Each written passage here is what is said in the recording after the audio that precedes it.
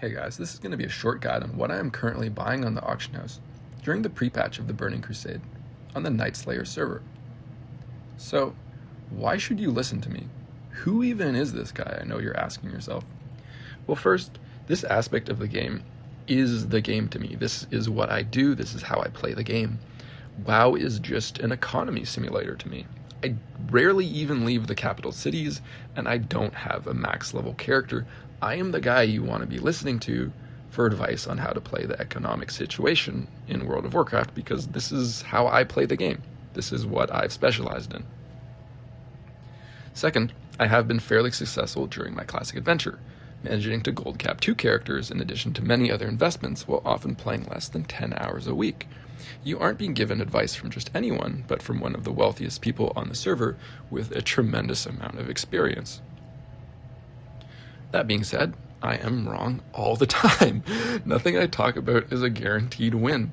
I don't want this channel to be about getting rich quick and free gold, but rather exploring the methodology behind how to consistently win more often than lose over a long period of time, as well as take advantage of player behavior when it's obvious everyone is doing the same thing.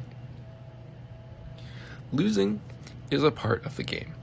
I've had some days where I've lost over 10,000 gold in the span of an hour, often for factors completely outside of my control, such as Blizzard changing things in the game. And I'm going to be recommending things that do the same in the future. You've been warned. If I say something wrong or that seems really stupid, please call me out on it. I promise I will really appreciate you. So, enough wasting your time. Let's get into what I think are good buys right now. And again, this is currently what I'm doing. This isn't free gold. This isn't a guaranteed win. I'm just telling you what I'm doing. All this stuff could easily not do well.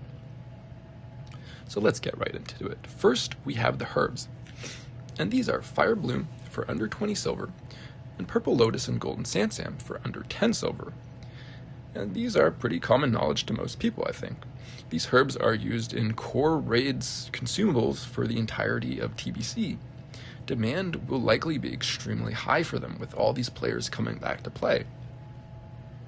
However, there is currently a huge supply of them. I expect many players have between 50,000 to 100,000 of these stashed up in bank alts, and as time goes on, this supply will eventually decrease and the price will, as a consequence, rise, but chances are it'll take many months to go up. So this is a very long-term hold. When TBC comes out, don't expect this to move right away. Just hold it on a bank alt and forget about it, basically. The second item on the list is the Darkmoon Faire decks, and these are mostly the Ace of Beasts, the Ace of Portals, and the Ace of Warlords.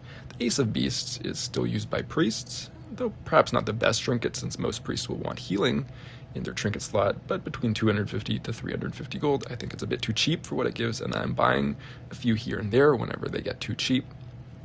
We'll see how this does. The second one on the list is Ace of Portals, and I don't really have high expectations for this one, but I am buying it anyway. In the original run of TBC, these did very, very well. I think they went up to around 300 to 400 gold, and they're currently about 30 to 50 gold right now. However, since so many people know about this right now, I have a hunch that a lot of people are hoarding it, but maybe I'm wrong and it does do well, so we'll see. I'm still buying them. I still have about 20 to 30 of them.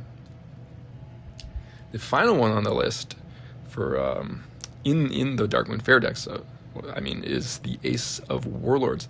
And this, you'd be thinking, why the hell do I need this card? This is a terrible card. And yes, that is correct. It is absolutely terrible, but we do not want it for the item it gives, but rather for the reputation it gives when it's turned in. Because in Wrath of the Lich King, the Insane title is added, which requires Exalted with Darkmoon Faire, and this card is, right now it's the cheapest way to get Exalted with Darkmoon Faire, and you can, well, I'm not sure what it is right now, but I was making them yesterday for 20 gold each, and I'll just put them on a bank and ignore it. And if Wrath of the Lich King doesn't come out and it stays in the Burning Crusade, I will be very, very sad because this will have been a terrible investment, but it'll have been pretty funny. The final third item on the list, which I've been investing the most gold into during pre-patch, is the Deviate fish, and this is definitely my biggest buy during pre-patch, and this is what I'm buying the most of right now. is these little Deviate fish that turn you into a ninja or a pirate. It basically gives your character model the human model. And at 35 to 40 silver each, these seem too cheap, just because during Classic they were between 80 silver to 1 gold each, and they've basically fallen price by half. I have a feeling it's basically because this is a raid consumable. People use it when they raid, and there's not many raids going on right now, and not many people are buying it. This is what I'm most confident on, because I really don't see why people would just stop using it in Burning Crusade when it was such a popular item in Classic. So I think I've bought like 6,000 or 7,000 of these in a few days now. We'll see what happens with it. This isn't the end of the video. I do have my eye on a few things that I think should fall in price, but are a little bit too expensive. I just want to touch on that a little bit. The first item that I am looking at, but is currently too expensive, is the Hyacinth Macaw, which is the rarest pet in the game. It's an extremely rare drop from a mob in Stranglethorn Vale. With everybody leveling, there's probably a lot of this being created and generated and brought to the auction house, but it's still at like 400 gold. It's still a little bit too expensive. I'm just waiting for it to go down a little bit, and I'll probably buy a bunch. The second item is the Tome of Polymorph Turtle. This is the last time that people will be running so much Zul'Gurub to gear up all their terrible boosted characters. And when they run Zul'Gurub, they drop these Tome of Polymorph Turtles in the Burning Crusade. These are going to be really annoying to farm because you can't really solo Zul'Gurub, so you need a group there, and then the Tome of Polymorph drops, and then you're fighting with the group for it. And I think people will just say, screw that, I'm just going to go buy it from the auction house from my mage, and they'll get this cool little Tome of Polymorph Turtle. We'll see how it does. Again, this is one thing I think that a lot of people are hoarding, but I'm pretty confident in this one. We'll see, though. The next item on the list that I'm looking at but not buying is the Light Feather. These will be in very high demand in Phase 3, I think, in the Burning Crusade, because hunters need 100 of them to make their best in slot quiver. And currently, while people are leveling and will continue leveling in Outland, there's going to be a lot of Light Feathers dropping. So keep an eye on Light Feathers. Buy them when they're very, very cheap, because there will be some point during our Outlands adventure where the hunters are going to realize, oh man, I need 100 of these, and the price on the auction house is just going to get really, really expensive. This is a long-term hold, and don't expect this to go up in price for a while. In fact, I expect Light Feathers to continue going down in price, especially when the portal opens. Just keep an eye on it. The final item on the list is the Ghost Mushroom and Grom's Blood, very obviously for Elixir of Demon Slaying.